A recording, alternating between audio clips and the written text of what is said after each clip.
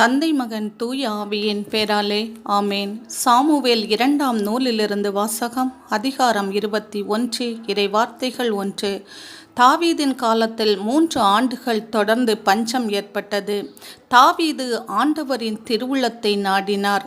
கிபெயோனரை சவுல் கொலை செய்ததன் காரணத்திற்காக அவன் மீதும் அவன் வீட்டார் மீதும் இரத்தப்பழி உள்ளது என்றார் ஆண்டவர்.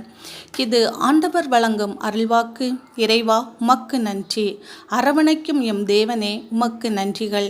தேவாதி தேவனே, உமக்கு நன்றிகள். உம்மை நாங்கள் மகிமைப்படுத்துகின்றோம், உம்மை மாட்சிமைப்படுத்துகின்றோம். கர்த்தாவே, நீர் எம்மை தூக்கி விடுகிற கிருபைகளுக்காக உமக்கு நன்றி ஏசப்பா, நன்றி. அப்பா தகப்பனே, இன்றைய இறை வார்த்தையில் தாவீது அரசர் பஞ்சம் ஏற்பட்டது போது உம்மிடத்தில் விசாரிக்கிறார் தகப்பனே. நீரும் அவருக்கு பதில் கூறுகிறீர் அப்பா.